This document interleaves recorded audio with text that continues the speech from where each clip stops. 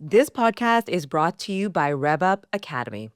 Let me ask you something. Are you sitting on accounts right now where renewal is coming up and you're not 100% confident if it's going to close?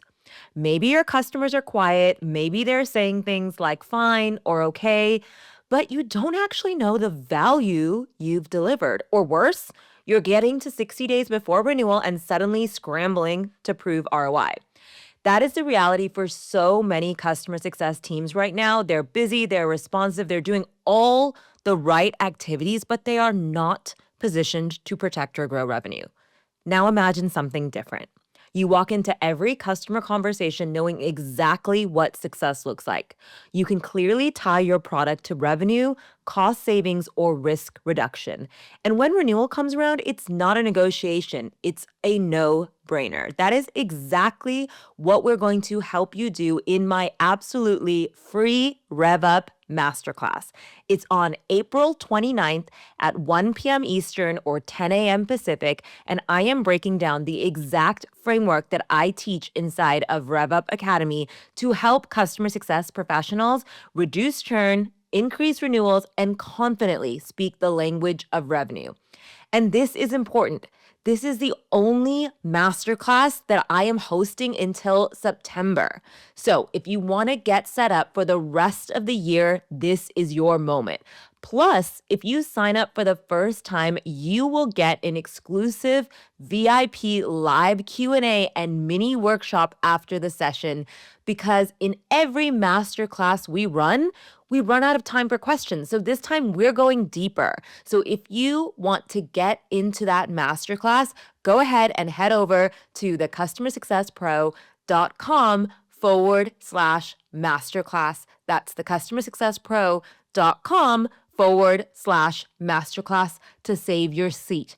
Hurry, because spots go really quick and I can't wait to see you at our masterclass. All right, let's get into the episode. Hello, everyone. I'm your host, Anika Zubair, and welcome to the Customer Success Pro podcast, your go-to space for real talk, expert advice, and actionable insights in the world of customer success. I'm a CS executive leader, award-winning strategist, CS coach, and customer success fanatic. I help CSMs and CS leaders build the skills and the confidence to become revenue-driving pros and scale world-class CS teams. So whether you're brand new to CS or a seasoned leader, this podcast is here to support your growth. Because customer success isn't a destination, it's a journey. And I'm here to be your guide and navigate every step of your journey. So join me every Wednesday where you'll get fresh CS tips, tricks, and strategies you can actually use. Some weeks I'll share my own insights and best practices from working in CS over the last 13 years. And once a month, I'll bring on expert guests to dive into the most relevant and pressing topics in customer success today. So if you're ready to level up, hit subscribe on Apple Podcasts, Spotify, or wherever you tune in, and let's make your CS journey a little bit easier together.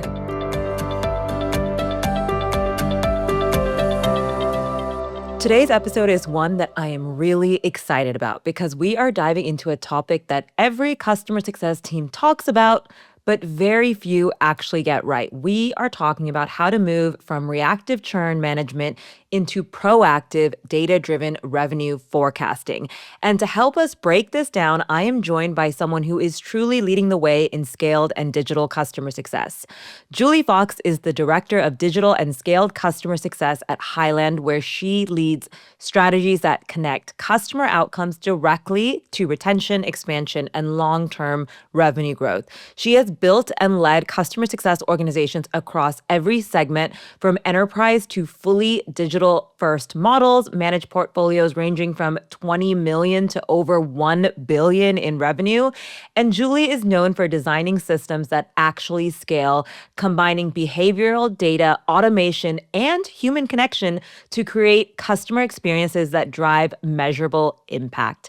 And before Highland, she was Director of Customer Success and Account Management at Sin7, And she is also a speaker, a mentor, and the co author of the Customer Success Talent Playbook, a book focused on building high performing, people first customer success teams.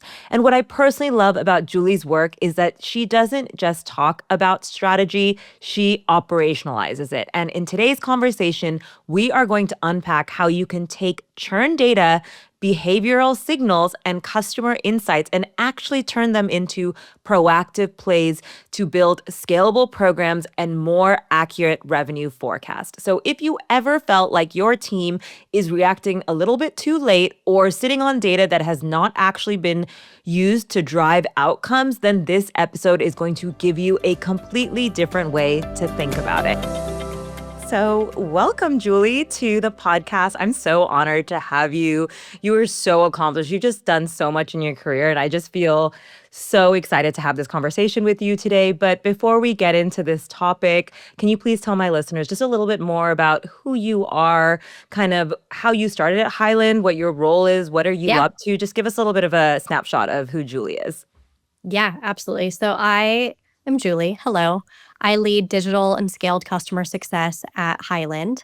We are a billion-dollar company with thousands and thousands of customers across really highly complex industries, which means we really can't rely solely on one-to-one high touch models and to drive kind of the experience and the outcomes. And so I joined the team actually just a little bit over 2 months ago. So I'm still very, very new, but I feel like I've just kind of been thrown right in, which has been an absolute dream for me.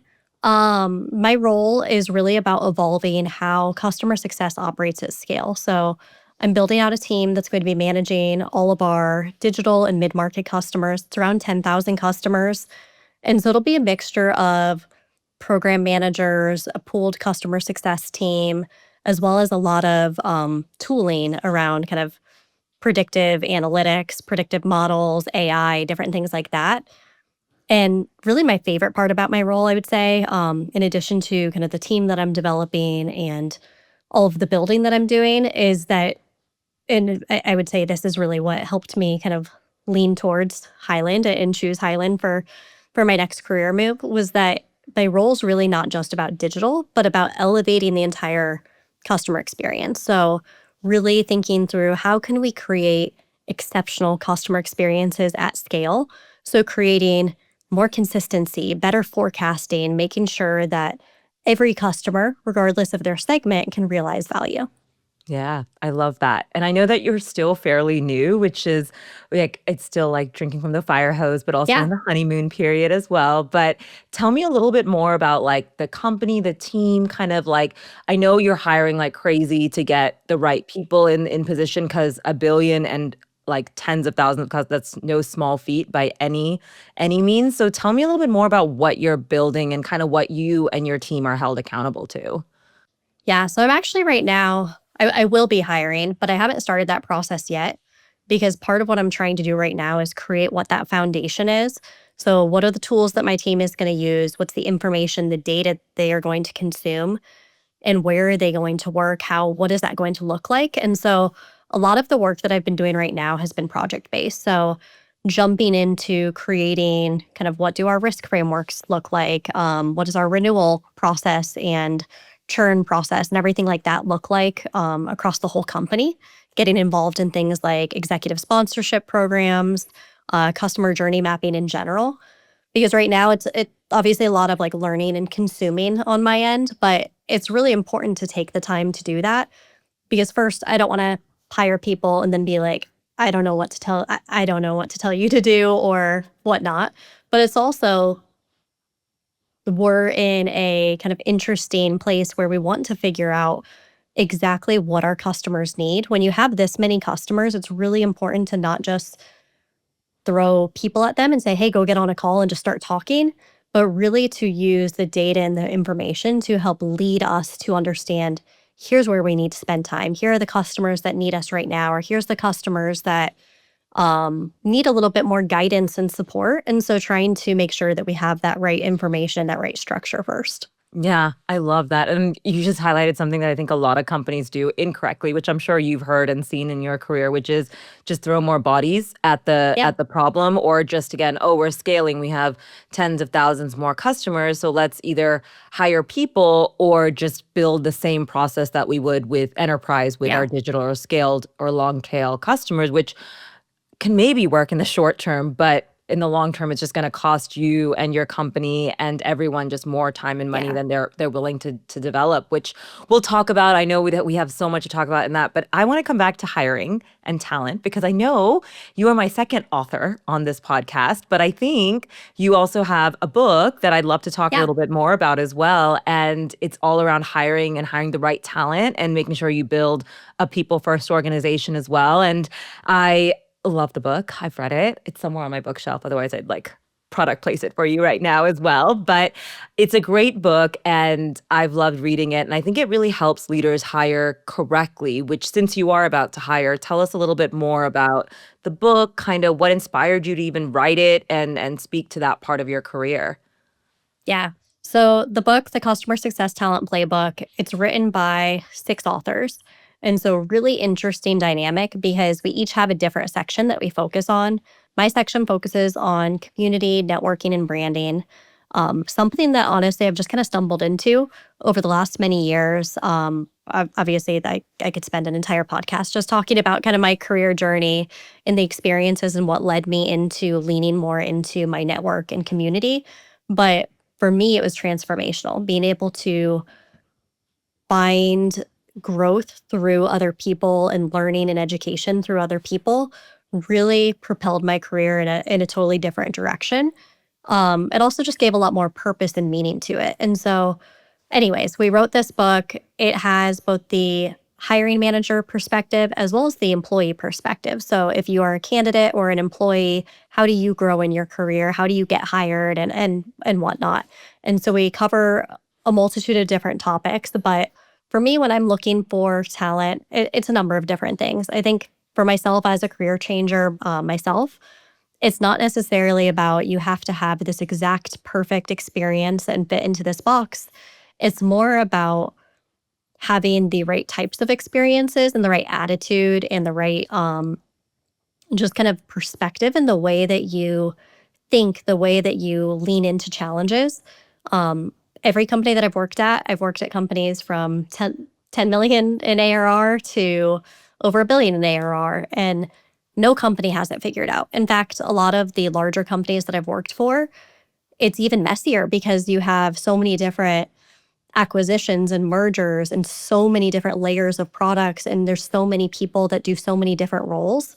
And so it's really about finding the right people that can handle a certain level of ambiguity, that lean into challenges and are solvers, whether that's internally with, hey, we don't have a process for this. I'm going to help build it. Or whether that's working with customers and saying, hey, I don't have this answer, but here's how I'm going to be your liaison. Here's how I'm going to figure this out for you, and just really take that ownership mentality to a different level.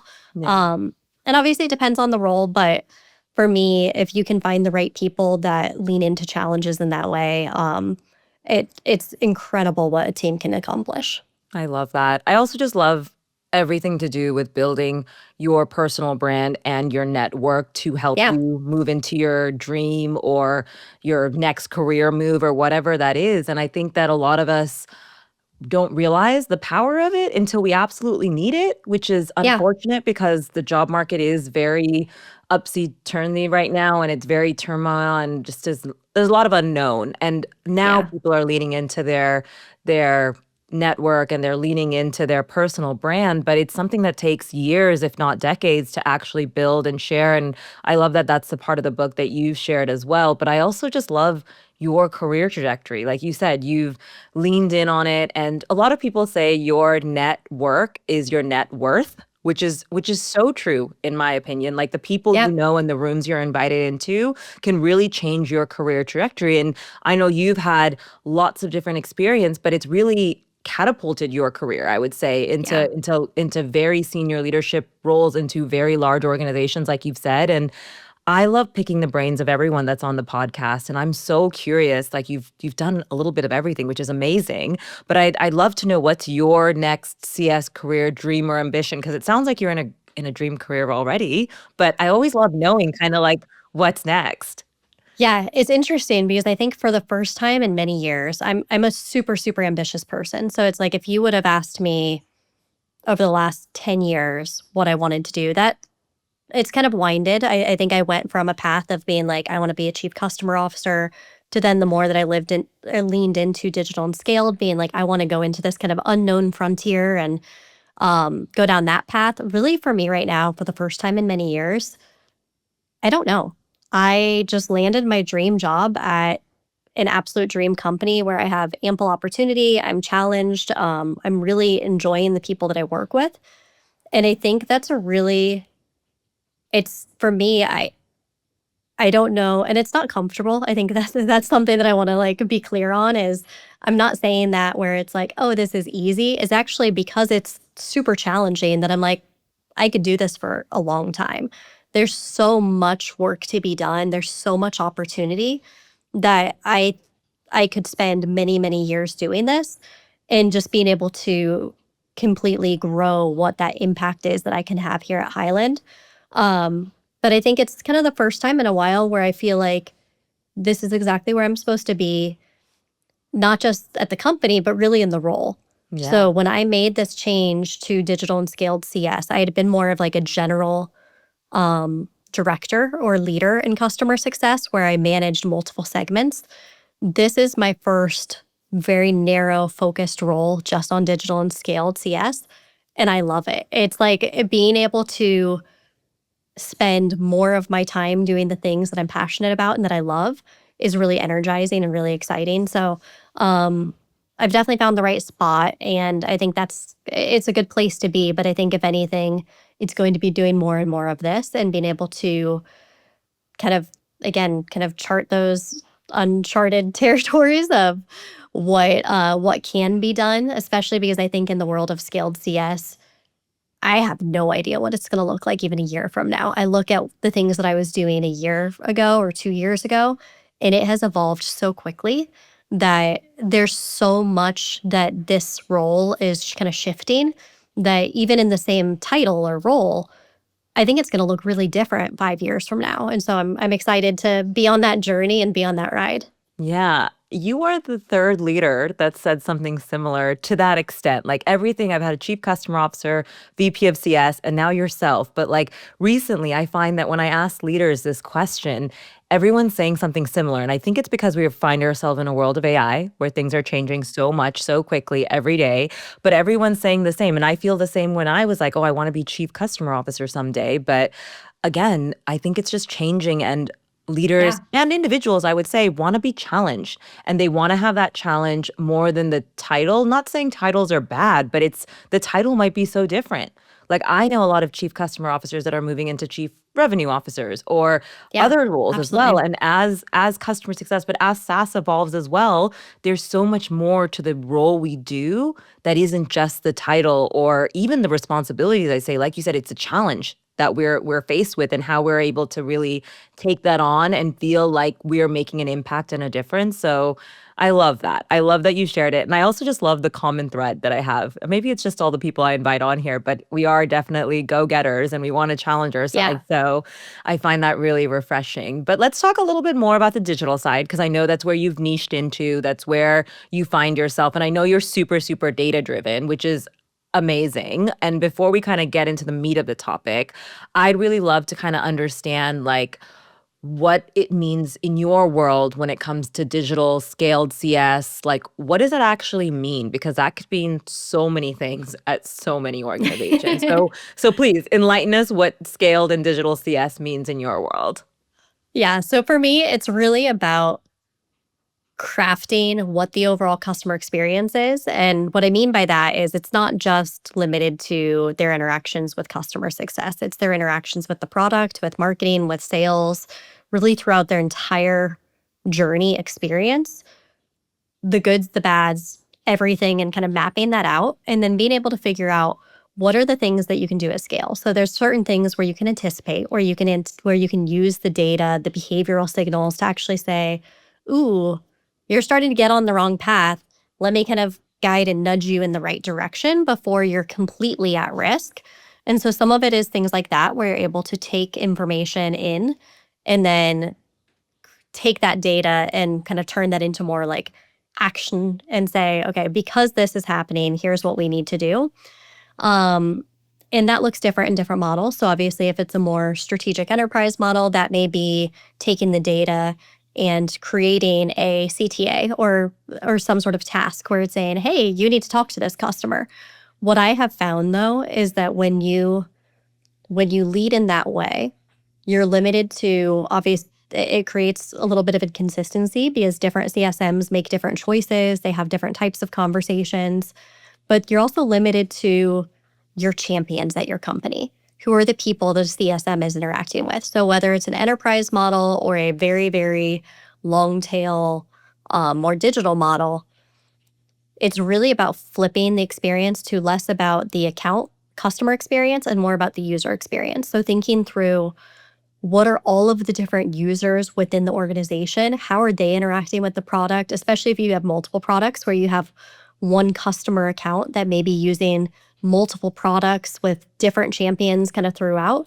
Being able to reach them in different ways, anticipate what they need, and help guide them to be successful um, in a variety of different ways. So there is definitely a human component to it. Mhm. There's also a component of thinking through, what can you do in product? Are there different things that you can create guides or surveys and different things like that to, again, in a meaningful way, kind of nudge people in the right direction? Yeah. It may be webinars, it may be leveraging a community, leveraging academy or university content, email, of course. But it's really kind of thinking through, what is the experience that we're trying to achieve and what are the different ways that we can do it, and then creating those layers versus saying, here's our problem, here's how we're solving it, and kind of going after it in that one singular way, but really creating a more multifaceted experience where customers are able to not necessarily choose their own adventure, but they really are able to have multiple ways that we are engaging with them that Yes. works best for them. Because there's people Yes. that love meeting with people, and there's people that are like, if I have a question, I want to ask it. I want to get the answer immediately, ideally in the product without having to go somewhere else. And I want to be able to move on with my day. And so being able to really meet people where they're Where at. they're at. Yeah, I totally agree, which again, I think that sometimes we think it's just this one customer journey that everyone's on. And I do think that in digital, you have to have that layer of data that's both behavioral and how customers are expecting to use your product and service. But I love that you just layered in so much. There's behavioral data, there's where they want the level of service they want from you, because some people are just busy and they just don't want or have the time, I should say, to actually engage with you in that way.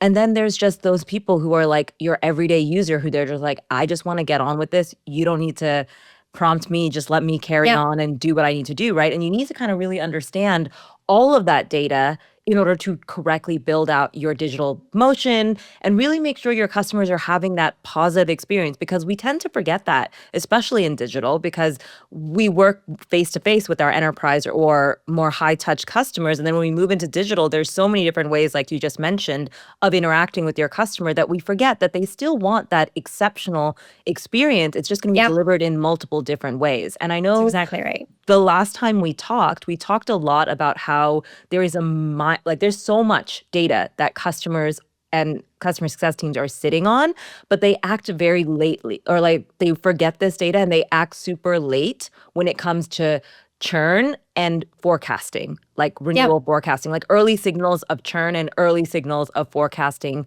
and renewals, et cetera. And that's what I want to talk a little bit more about, where we have all this data, which a lot of people who are listening to this podcast might be thinking, well, we have a digital program. We have all this data of usage, of behavior, all these wonderful things that we've been talking about, but they don't act on it. Like they almost are a little bit late when it comes to Yeah. acting to churn and early signals. Like, what are some of the tips that you have or some of the things you're doing within the organization to really make sure you're not missing out on early risk signals or early renewal Yeah. signals, I should say?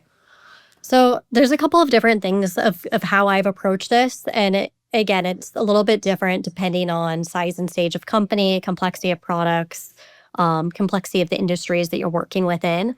But what I will say is that most teams are really reacting more to symptoms, not to actual signals. So by the time that a customer says that they're unhappy or they stop responding, they show up as red, I guess, or their decision is already made. Yeah. Um, they're already kind of one foot out the door. And so it's For like, sure. I've seen this time and time again where CS teams spend all of their time swarming around the customers that are most at risk, or even where renewals within a certain amount of time. So it's like, oh, let's swarm around them. Let's roll out the red carpet and give them everything we possibly Yes. have to offer. Yes. First of all, that's really overwhelming and really annoying to customers. But also it's not super productive because oftentimes those decisions aren't made over one singular thing like a renewal. And it's not one singular thing that makes a customer at risk. It's those patterns over time. And so what I try to do is really understand more of like those, again, those behavioral signals, things like declining usage depth. So not just logins, but kind of how the customers are interacting, understanding, first of all, why did these customers buy? What is it there? What does success look like to them? Not just to us, but what does success look like to them? And then based on that, what do we believe? How do we believe they should be interacting with our product and with us? And then being able to make sure that can we, based on their current usage, tell a strong story towards ROI? If we can't, then we need to be swarming around them, even if their renewal isn't for 2 years. Yeah. But really kind of thinking through things like feature abandonment, lack of expansion into key workflows. If there's a drop in, like they don't have multiple users engaging, they only have one or two, like a small number of like highly engaged users, whatever those risk signals are, that's kind of what you need to be prioritizing and figuring out what are those moments that matter to the customers and what are the moments that matter to us? Because obviously renewals do matter. Different like transitions from different teams or different transitions from the different stages in the customer journey definitely matter. But layering both what matters to us, what matters to them, and then creating those signals and the actionable side of that of when we see this happen, it triggers this campaign or it sends this or whatever it is. But being able to then prioritize not just, again, when it's too late, but really focusing more on the customers that are healthy. How do we Yep. continue to ensure that they stay healthy? Yeah. What about the customers that are kind of middle of the ground? Like, we should probably spend a lot of time on those customers. And that's where I feel like a lot of companies spend so much time on their red Yep. customers that their teams are just completely burnt out because they're doing Yeah. really, They're really exhausted hard from work. firefighting all day, every day. Yeah. And to very little avail. I mean, it's like how exhausting to spend all of your time doing really hard work, getting very little results, versus Yeah. if you can spend more of your time doing the work that matters and actually be able to take some of those customers that are yellow and turn them to healthier accounts, then that's much more impactful. Hey, CS Pros, I wanted to quickly jump in and let you know that if you're enjoying this episode but wondering how you too can become a revenue focused CS Pro, then I have the answer for you. Some of you might not know this, but I run a cohort based coaching program that walks you through step by step on how to align customer success strategies with revenue. It's called Rev Up Academy, and it's my complete step-by-step coaching program that helps you elevate your skills and mindset to focus on driving revenue for both your customers and your company. And as this is a live coaching program, we actually only open doors a few times a year. And the next time we will be opening doors will be in just a few weeks. We're actually opening on April 30th. So if you are interested and you want to get on our VIP waitlist, or you want to actually enroll and level yourself up as a customer success pro, go ahead and head over to thecustomersuccesspro.com/rev up. That is thecustomersuccesspro.com/rev up. I can't wait to see you inside and help you truly become the revenue leader that I know you can be. All right, let's jump back in the episode. There's just so many things you said there that I want to double click on for a second. But I think one thing that was super powerful was that we tend to focus on symptoms rather than signals. And I think that is probably resonating with everyone listening to this podcast right now because it's natural. We end up reacting to what our customers do or don't do. But when you are in a digital or thousands, tens of thousands, hundreds of thousands of customers, how do you actually then react to all of that? Because like you said, it's going to Right. cause burnout. It's going to just be a lot of energy. And I even think back of my career, I'm like, how many of those customers was I actually able to save by swarming around them and by putting all this energy when they've already made a decision, like you said, months, if not like quarters before the renewal date. Yeah. And you mentioned some patterns and some data insight that you look at, whether it's, you said, early signals of how they're using the product, early signals of how they're maybe not doing things that you expected. And I love that you mentioned building a customer journey of what we're expecting them to do, but what also they're hoping to see success with Mhm. our product as Yeah. well.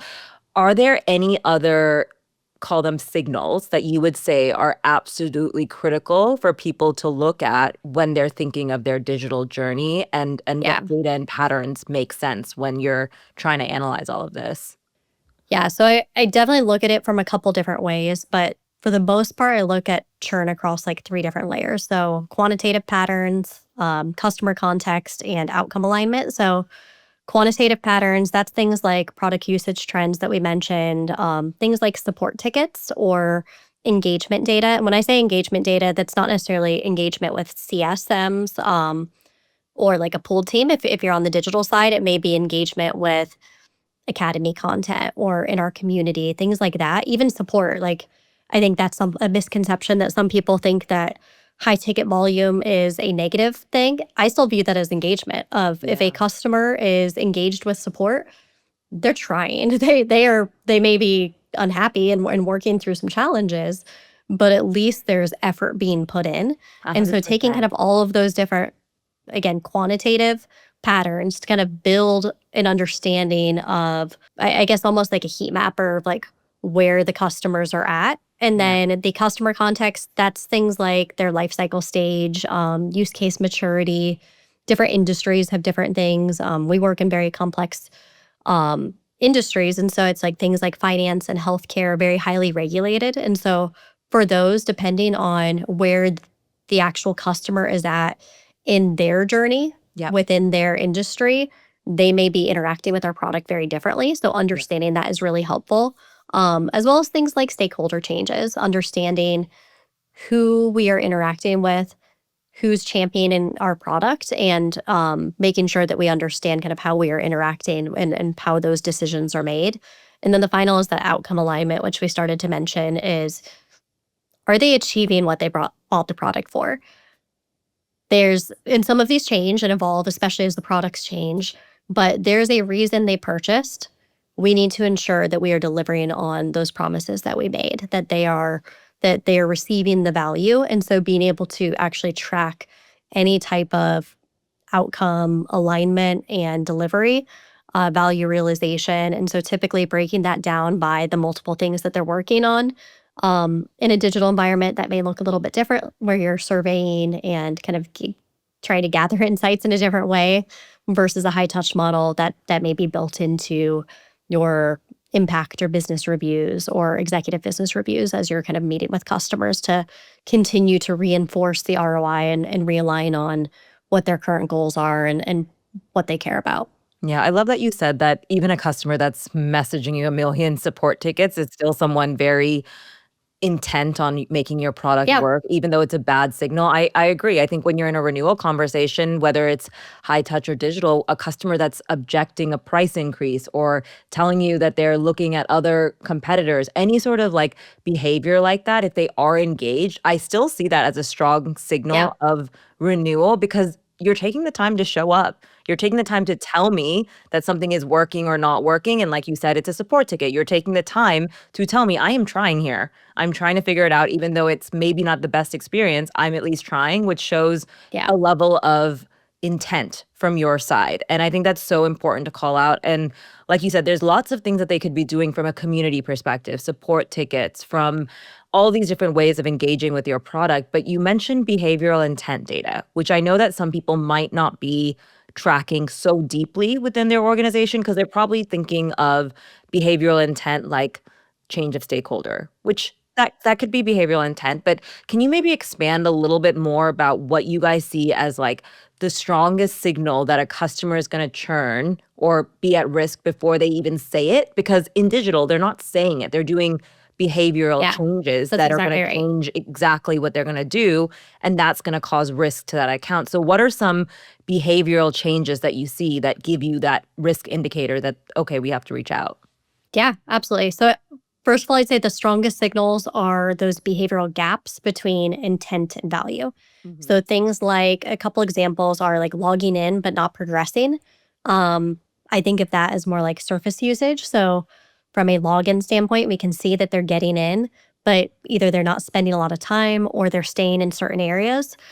Typically, that means that there's not a depth to the amount of value that they're getting. Mhm. Single threaded uses versus multi-user adoption, as well as like multi-product adoption. So if somebody has, depending on how your pricing and packaging and everything is configured, wanting to make sure that not only are you looking at like churn, like full churn risk, but also looking at downsell risk. So if there are certain things that somebody purchased, especially in that first year after they purchase it, I want to look really, really closely at how they are interacting with that new product of, are they actually using it? Are they going to continue to use it so that by the time we get to a renewal, we feel really confident that this is now kind of been ingrained into their workflow and is a must have versus something where they're like, yeah, this wasn't worth the money. We can go ahead and get rid of that.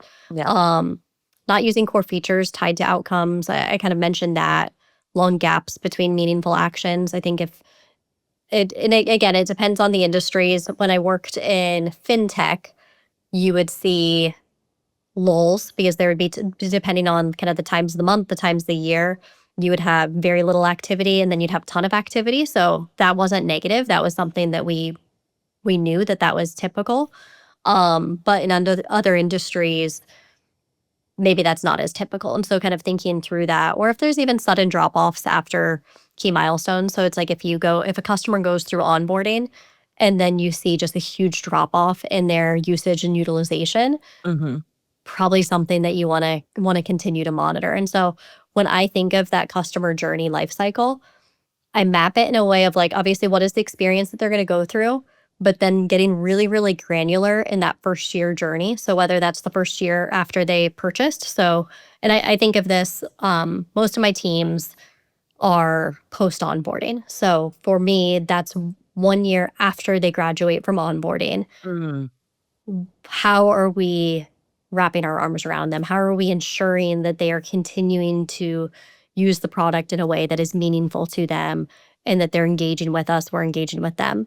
So getting really granular with that. And then, like I said, I also layer that in as a customer adds new products, making sure that they are adopting those products. And so maybe that's not a full 1 year analysis, but maybe it's a 6 month of, hey, once they purchase this new add on to their subscription, I want to make sure that they're really using it. So whether that looks like a drip campaign or something that is sending them the right resources or asking them the right questions along the way, just to ensure that usage and utilization is there, and adding in human intervention when needed.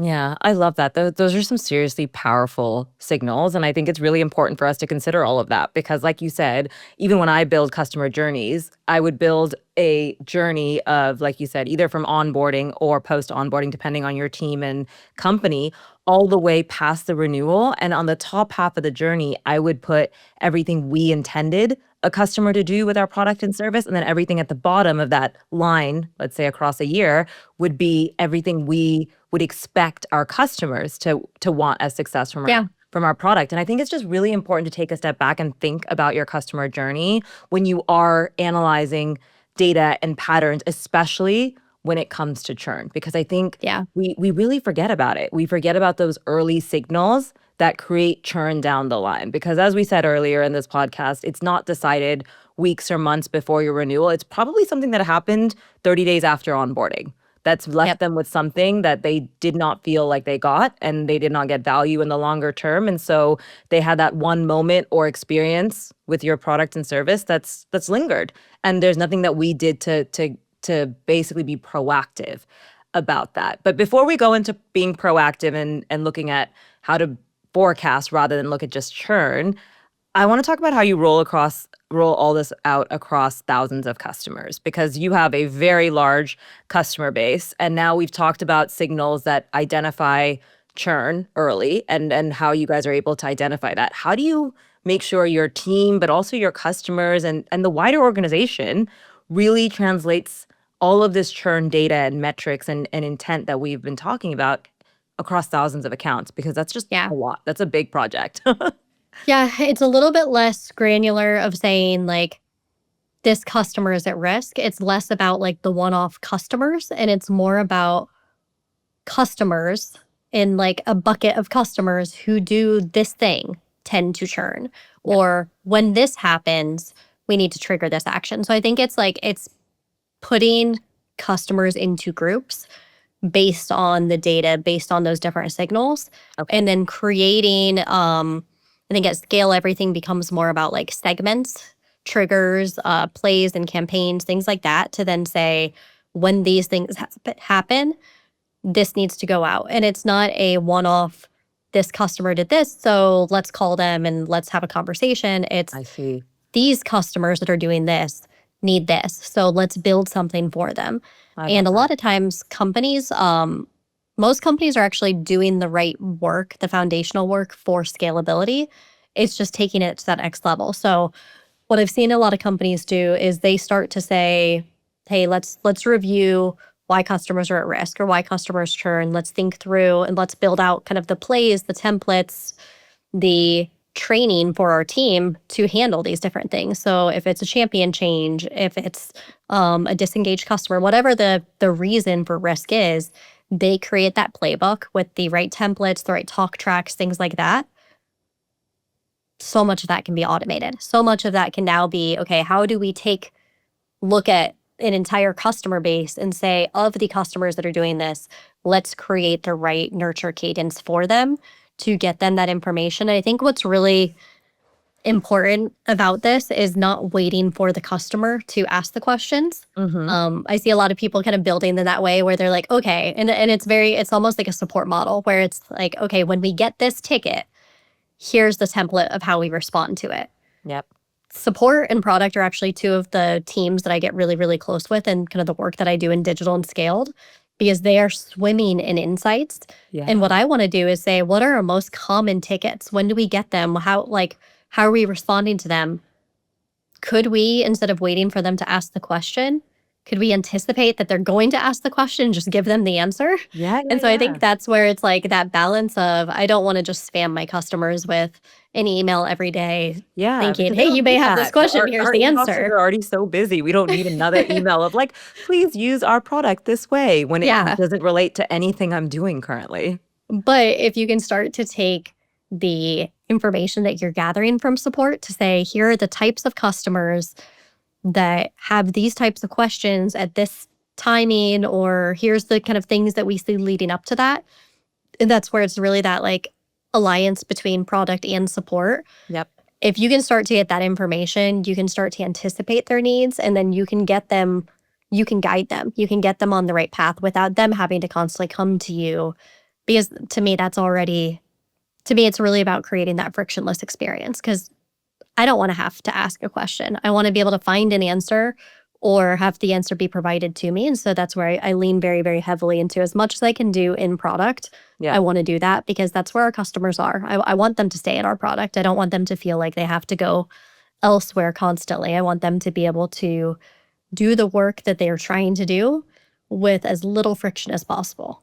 Yeah. I love that. I love that you talked about being a collaborator with product and with support. It's just there's so many teams that we can be working with to build Yeah. out proactive plays and campaigns in the way we work with our customers, whether it's scaled or not, but especially in scaled. Like you said, there's just so much data that they have as far as our customers' usage, as far as like what they see and the behavior over a year of using our product and stuff like that. And I love that you said that you want to zoom out and be truly proactive and almost say, well, if we have a seasonal product, maybe we should reach out a quarter before their busy season, for Yeah. example. Or we know that no one's around during Christmas or the summer holidays, so let's be proactive and Let's do plan something for that. before, Yeah. right? And it's building that proactive play with the data you have, but also with the teams that you can utilize as well. And I know that you've built out lots of proactive campaigns and plays based on the churn data, like any data that you have or risk signals that you have from your customers.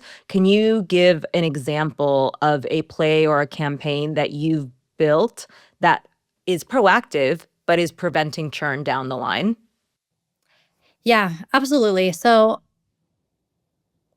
let me think through this. So I would say, like, again, proactive doesn't just mean more meetings. It's about like timely, relevant intervention, I guess we could say. And so thinking through again, we identify the customers who maybe haven't adopted a key feature that was tied to ROI. We could use that example, or even like something like 9 months from renewal. I think that's a really easy one because not every team has really good product telemetry. That's something that I've encountered quite a bit. And Yeah, I I mean, think even I've at heard it Highland is so many something that I'm times. working Like, our through. data isn't perfect. How do we what do we do with this Sure. now? Or like, we don't have the data or the insights. Like, I can't build a proactive campaign or play. I've Yeah. heard that too. And so I think a few different ways that I've done it are both on like when somebody purchases something, thinking through how do we guide them to use that in a successful way. That's not necessarily like churn prevention risk mitigation, but it also kind of is. It's like the Mm. more that you're driving product adoption, the more that you're preventing that future risk from happening. But then things like if a customer is within 9 months of renewal, we can trigger different targeted, maybe that's educational campaigns or in app guides or a more digital business review or ROI framework or something like that. Webinars that are tied to specific use cases, for example. So there's a lot of different things that you can do. It's just kind of thinking through what would be valuable and how can we ensure, and it really is usually that multifaceted approach of Yep. it's not like I'm saying, and that's why it's almost hard to articulate it. And that's, I'd say, one of the biggest challenges within digital and scaled is like, how do I quantify this? How do I share all this work that I'm doing and how it's leading to um, business results and impact? Because the problem is it's not clear cut. It's not like because I did this campaign, we saved 200 customers. In fact, if I'm doing this really well, it should be really hard to measure that because I'm not letting customers get to that point where they're at risk and need saved. Yeah. And so it's a little bit harder to quantify it, but at the same time, But you could quantify growth as well because exactly. retention You is can see the growth. growth. You can see that obviously customers are staying longer. So it's like you can see these things. It's just kind of harder to say, I did this one thing. It's actually, here are the problems that we have within for our customers. Here's all the different ways that we're solving them. And then it's kind of looking at that to say, when we started, here's where we were at. Now that we're doing all of these things, here's where our retention is, here's where our growth is, here's where our NRR as a business is. And so being able to kind of tell that story of all this work that we're doing, and that's really kind of the name of the game in digital and scaled. You're doing a lot of things, but you're also iterating quite a bit. Yeah. Because you don't have perfect data, a lot of things that you have to do, you have to start small or just start somewhere. And you're really making very educated, data driven hypotheses Yep. and saying, here's what I think will help. I'm going to try it. And pretty quickly, if I'm not getting the results that I hoped for, I'm going to try something different. Yeah. And so it's really, it's a little bit more like scientific than anything because I feel like there's so much that I've tried and then it's like, yeah, this is not helping. This is not getting us what we hoped for. Let's throw that out and do something different. It is trial and error, and like you said, you might not have the perfect data, you might not have the exact team that's focused on this, etcetera. Like, there's so many issues that might come up as you build a digital program. But I think what I loved what you just said is that you're doing so much proactively based on churn data or behavioral intent, and you're able to prevent so much that you shouldn't be able to say, oh, we've saved 10 or 500 customers or whatever. It's almost building a proactive growth function rather than Yeah. just being a reactive churn mitigator, which is Yeah. the name of the game, I think, in And there general, you're customer telling the story of it. You're saying, here's where we are, here's where we're going, here's the different ways that we're like, here's the steps that we're taking to get there. Yep. And I think that's where it's really cool when you start to see that momentum happen, especially because, again, the work that I'm doing, it's not limited just to digital customers. Oftentimes, the things that I'm building, I'm then launching for the entire customer base. And so you start to see that impact on the CSMs because they feel like the work that they're doing is more meaningful. Yep. Because now instead of them getting on a QBR and being like, okay, here's the laundry list of things that we've got to run through and the things I've got to tell you about, they can lean on the fact that the customers are getting information in multiple ways. Now they can go a lot deeper and have more meaningful conversations with the customers that they need to. And so you start to see that impact. You start to see the impact on the actual results of the business, and it's really cool to see kind of how that evolves, but also how that evolves the way the company thinks. Because I think a lot of companies, not just CS, but sales teams, marketing teams, whatnot, we've been doing similar work for a while. And I think we're in this era right now where we are trying things differently.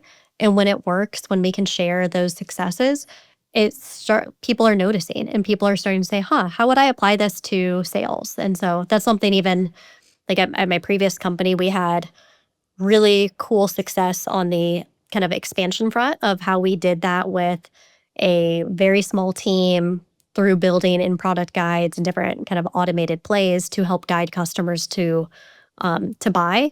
And it really shifted the way our sales team started to think because they were like, wow, maybe we could do this differently. Maybe, Yeah, maybe I we think could so. try I think different it's things. all trial and error, and it's figuring it all out and just making sure that you have insights into the even if it's limited data that you do have, but it sounds like you have so much, which is great. And we were just talking about how it's not churn prevention anymore, it's now growth, which is where I think we find ourselves as a SaaS organizations thinking about customer growth, not just retention and or prevention of churn. So I'm curious, like based on all the data that you've had and all the things that you shared and kind of the campaigns that you've run, I know a lot of people listening are really trying to move into that new era where it's like, how do I start to use the customer data that I have to forecast renewals, to Yeah. just forecast accurately in general, to really understand what does growth look like within my existing customer base based on, again, that churn data that we've been speaking to on this podcast before about. I'm curious, like, how are you using all of this data, all of the behavioral signals, all the campaigns that you're running to actually improve renewal forecasting and accuracy Yeah. within your organization? Yeah, I would say one of the hidden benefits of digital CS is the improvements to forecasting. And it's something that I don't think when I first started doing this, I even realized that that would be one of the impacts until I started to kind of see it happen and see how renewals teams or sales teams, how the business actually was benefiting from having better forecasting information. So for me, it's like better data and actionable insights provides smarter, more accurate forecasting. So when you can define risk consistently, track it early, ideally, and be able to kind of work through and guide the customers on the right path, you start to have, again, that storytelling of here's the current state of what we know is at risk, but also here are all the things that we're doing about it. So now instead of just saying these are the customers at the risk, we think they might churn, we think this amount of ARR is at risk, we can create more smarter forecasting to say, here's the current state, here's where we're hoping to get to based on all of these different things. And over time, it gets easier and easier. The more that you do it, the more that you can see, you can start to make really good guesses of when we do these things, here's the impact that it has. But yeah, it's really more you're moving from reactive forecasting to more of that predictive forecasting. Yes. So you can understand what's at risk, why it's at risk, and again that key piece of what are we doing about it and what do we believe that the impacts will be. So there's more credibility from with leadership that comes from, of not just saying, here's what's up for renewal, here's the health scoring overlaying it. And so because of that, I've done it every which way over the last 10 years, but where it's like I used to take health scoring things and say, oh, if they're red, then, maybe there's a 30% chance that they're going to renew. And I would just make Yeah. up numbers and all Yeah, of but this also stuff. forecasting is a little bit of guesswork, Yeah. if I'm completely honest. And like you said, over time, you get better at it and you get better accuracy, and then you are able to be more sure of your data and insights. And I think that's what we have to remember. Like anyone who's just Yeah. starting their forecasting journey, like a lot of it is guesswork and it is a Start bit where of you finger in are. the air, Yeah. figuring it all out. And I think we just need to be really honest that as we gather more data, as we listen to our customers, as we watch the behavioral intent signals, everything that we've talked about on this podcast, that will lead to more accuracy down the line. As long as you're adaptable. And I think that's Yes. the key there, is like, try things. And so in the case where I say, hey, many years ago, I tried it this way, where I would literally just take who's up for renewal and then overlay it with like red, yellow, green, health scoring. And then I would tie some sort of made up number to, here's what I think. Then I started actually taking the historical data to say, of the customers that churned, how many were red, yellow, or green? And can I have better guesses at that? Then I start layering in, but it's like you start to have more and more layers, and the more layers you have, the more accurate you are. But it's really about figuring out of when you try something one way, learning from it and saying, how close was I? Was Yeah. I way off? If I was, what do I need to fix? How do I adapt this? But it's really about that adaptability in general, of like, how can you continually not just try things, but learn from things that you're doing to get better and better. So eventually it's like I had a previous company where we realized that a lot of our customers that were churning were green health. Yeah. That to me said, hey, we've got a really bad, we don't have a strong signal here. We need to look at our health scoring, because if our health scoring is saying that customers are green, but then they're actually churning, there's a disconnect here. And so we completely revamped and looked at that. And again, that takes time, but you get closer and closer the more that you do it. And so it's really about starting where you're at. Every customer, no matter what size or stage you're at, you can start with kind of thinking in terms of, how do we scale this? How do we create more consistency? How do we meet customers where they are? But then when you start adapting that to forecasting, try things, learn from it, adapt, figure out, and just each time just keep getting better and better until you feel really confident about what you're doing. I love that, Julie. And we could sit here and talk about this for probably hours, if not days, but I have to be mindful that we want to get into our quick fire questions round of the podcast. But before I get to that, I just have one question, which I think a lot of people who are listening are probably thinking like, listen, I'm starting from scratch with no clean data, no real digital CS motion. What is the first thing that you would say they should be building in their digital motion? Let's see. So this may be a little bit redundant, but I truly believe in starting with journey mapping, understanding why customers buy, what they care about, how they define success, and then also taking some of what you're already doing and just thinking through, how can we scale this? So what are the meetings that we're having? What are the emails that we're sending? Instead of having each CSM do it manually, are there things that you can do to say, hey, let's create some consistency here in terms of what the human experience looks like, and start just templatizing things, start documenting things? That's a really good way to start creating more consistency. And then as you have the right tooling, that allows you to now say, okay, now we can build in these different automations. I love that. All right. We are going to jump into our quick fire questions where I challenge every single one of my guests to answer the next few questions in a sentence or less. Julie, are you ready for the challenge?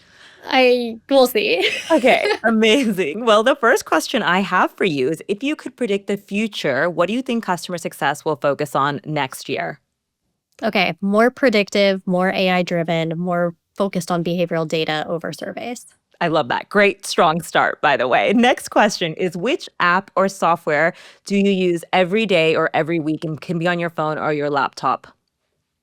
Okay, this I'll probably fail at, but Gainsight for orchestration, Pendo or Gainsight PX for telemetry, Miro for collaboration and project management, and Gong for coaching and AI insights. I love that. Those are such That was powerful not tools. one. I'm so sorry. Even if you failed, those were super powerful tools that everyone should be looking at. Amazing. Next question is, what is one cool or new thing that you're doing with AI? I'm doing a lot of things, but using AI to summarize risk across thousands of accounts and highlighting kind of those patterns that we wouldn't be able to catch manually. Amazing. Next question. If you could change one thing about customer success, what would it be? I think CS is still being seen as more of like a support function or more reactive versus really starting to treat it as a revenue engine and more part of the go-to-market team, getting a true seat at the table. Yes, we are business consultants and we are revenue drivers, not support function. Love it. And my final question for you today, Julie, is who should be my next podcast guest?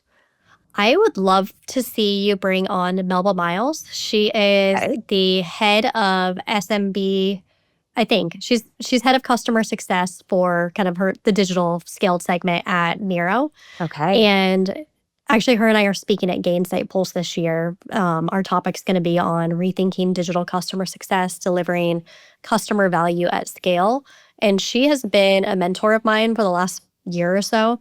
And I have just learned so much from her. And so when I was actually applying to speak at Pulse, I thought of her immediately because I've learned so much from her and wanted to make sure that more could as well.